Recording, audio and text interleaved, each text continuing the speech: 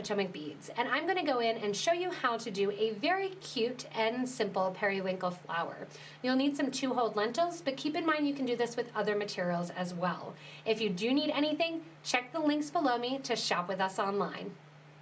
So to begin and get started, I have 6 of my 2-hole lentils here. They're checkmate 2-hole lentils, and they are in the white terracotta purple color.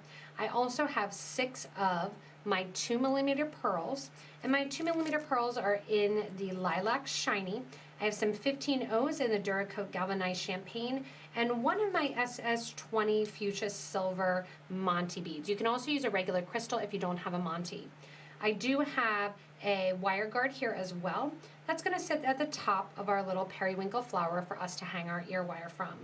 I'm using 0.006 white wildfire thread, and I have a size 12 needle. To begin, I put a stopper bead or a stop bead onto my project, and I added 1 lentil, 1 15, 1 2mm pearl, and 3 15O seed beads.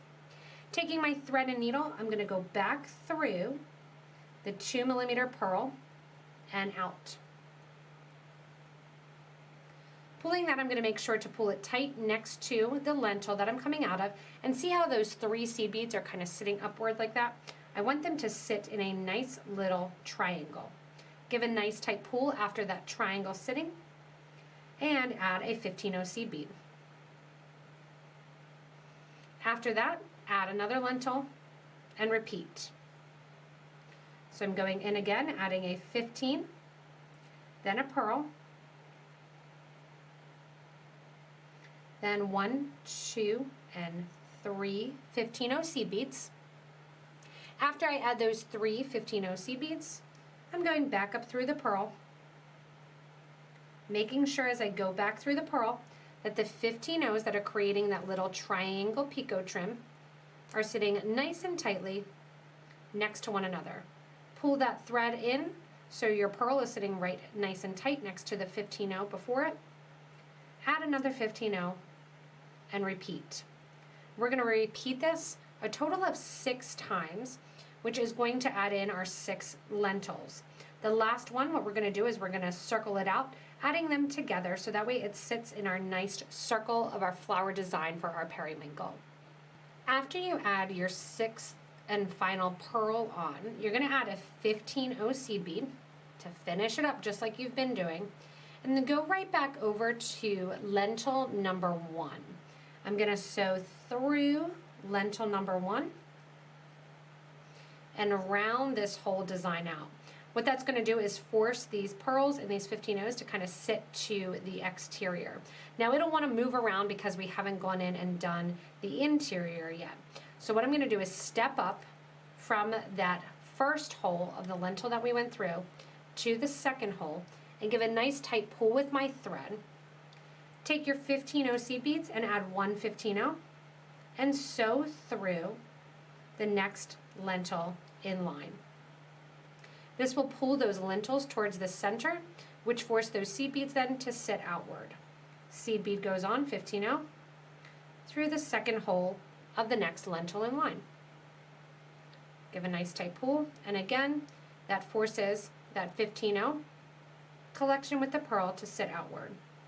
15O goes on, and obviously we have 6 lentils, so you'll repeat this 6 times.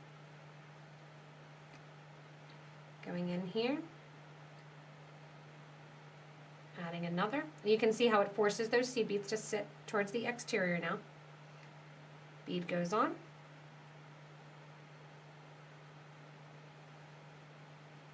And now I'm going to pull in my last bead, go back through that same lentil that my thread was coming out of, as well as back through the first 15O seed bead.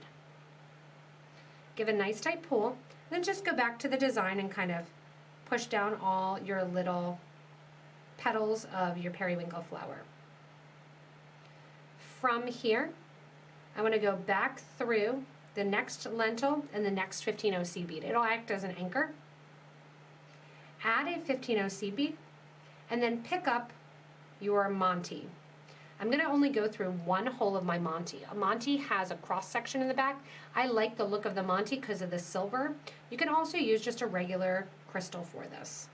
Put on another 15-0, and I'm going to go to the opposite side of the flower. So here is my 15-0 that I'm coming out of. I'm going to the opposite 15-0, and I'm going to sew into the 15-0 on the opposite side and out.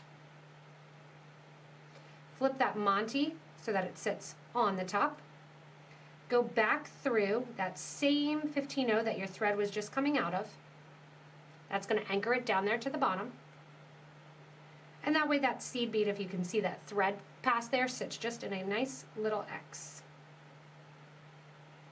Coming out of the 15-0 on the other side, whichever side your thread is coming out of originally to go into that 15-0 right there above the 15-0 holding the lentil together, you're going to go into the opposite side. So I'm going to go in here between the lentil and the 15 and go through that 15-0. And while I'm there, I'll go through the whole of the lentil beside it. Give a nice tight pull, and that sets your Montee right on top of your little periwinkle flower. All I have to do now is get rid of my thread end and add on my wire guard to be my little bail. If you want to, you can do these as actual little components. So when you're looking, if you want to, you could add these together as little bracelet components or necklace components as well.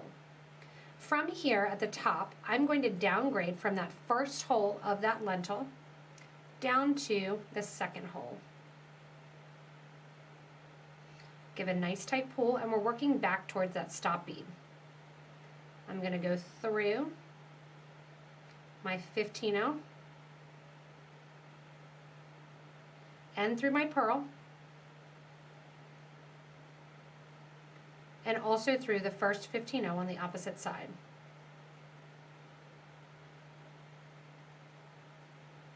Sometimes you have to wiggle your needle to get through that pearl and out. Make sure that stop thread isn't twisted in there. When you're coming out of your pearl, you want to go through one of the 15-0s that sits on the side of that picot trim. Grab your wire guard. If you're not familiar with the wire guard, you're going to go up through one side of that little U channel. Go over the top of that wire guard and down through the channel on the other side. When you come down through the channel on the other side, you're going to skip to the opposite side, 15-0 of that picot trim. So you're coming out the left one right here. I added the wire guard, and I'm going to go into the right one. So I'm completely ignoring the 15-0 that sits at the top of that little picot trim. Pull tight and make sure that your thread stays into that wire guard. That'll end up that 15-0 sits right into the middle there. Go back through your pearl that your thread was coming out of. Once you're through your pearl, you're going to go down through your 15, through your lentil. I'm going to turn it to the back so you can see it, and back through the 15 after the lentil. This will get my thread and needle almost right beside that starter thread. I'm going to take off that wire guard, or I'm sorry, that stop bead, tie these two thread ends together, and your simple periwinkle earrings are complete. It's a really, really cute, very simple design that you can use a lot of different beads with. Once you have that done there, go in with your thread burner and burn down your thread ends. Last thing you need to do then is put on your ear wire. So all I need to do now is open up my ear wire, stick it on, and I have my nice, cute periwinkle earrings all finished up. You do want to go in right as you finish up and just kind of turn your beads to make sure they're sitting nicely for you. You can also change up the design by adding in 3mm pearls rather than 2s, or skipping right over from the 15 pearl 15 and ignoring the picot trim. I like the picot trim because it looks like little petals on my cute little flower here. Thank you so much for watching those cute little periwinkle earrings. Remember, if you do need any supplies, you can check the links below to shop with us online. You can also remember to click that little subscribe button in the corner, as well as comment below and let us know any changes or swap outs that you made, and also post pictures in our Facebook group for beading and jewelry making to show others the variants of your design. It really helps to build the community and really connect us, which is much needed right now.